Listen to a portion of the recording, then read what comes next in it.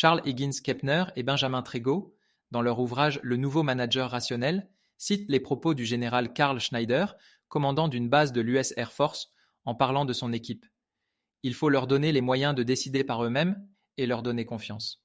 Notre ambition de rendre nos équipes autonomes ne commencerait-elle pas par redéfinir la notion d'échec?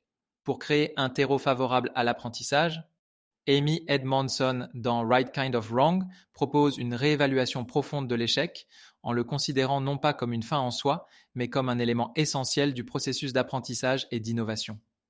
Elle encourage les individus et les organisations à adopter une approche plus courageuse face à l'échec en reconnaissant sa valeur potentielle pour le développement personnel et professionnel.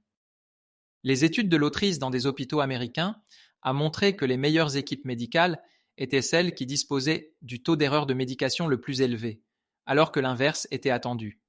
La raison ?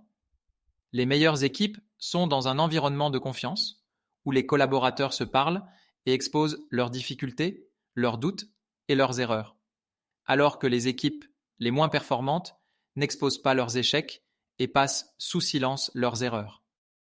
Ces travaux s'inscrivent dans la continuité de son ouvrage The Fearless Organization, l'entreprise sereine, où l'autrice insiste sur le fait que la sécurité psychologique est une base de la création d'une organisation apprenante.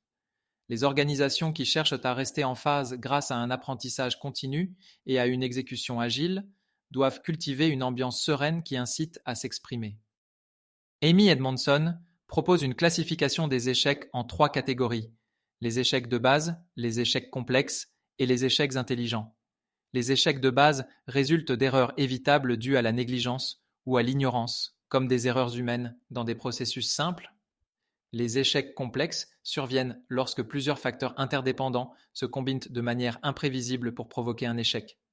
Les échecs intelligents sont ceux qui se produisent lors d'expérimentations dans des domaines nouveaux et inconnus, où l'échec est attendu et valorisé pour les leçons qu'il peut apporter. Les échecs intelligents nécessitent une préparation réfléchie. Ils doivent se produire dans des territoires inexplorés, viser des opportunités significatives, être informés par les connaissances existantes et être aussi réduits que possible pour minimiser les risques. Cette approche permet d'apprendre de manière efficace tout en limitant les impacts négatifs. Donner de l'autonomie, c'est accompagner les collaborateurs sur la résolution de problèmes après les avoir mis en sécurité face à l'échec intelligent. De l'amélioration continue, à l'approche de Kepner et Trégo pour une analyse fine des causes et effets, à la méthode Tosca de McKinsey, au levier du design thinking et de la thérapie brève pour privilégier la projection sur une situation idéale, les leviers existent et sont complémentaires. Mais l'enjeu est d'acculturer les collaborateurs et de les accompagner. Les organisations qui cherchent à développer un apprentissage continu et une exécution agile doivent cultiver une ambiance sereine qui incite à s'exprimer. Rapportée à un usage personnel, la plus belle question du soir avant de s'endormir n'est-elle pas « Qu'est-ce que j'ai appris aujourd'hui ?»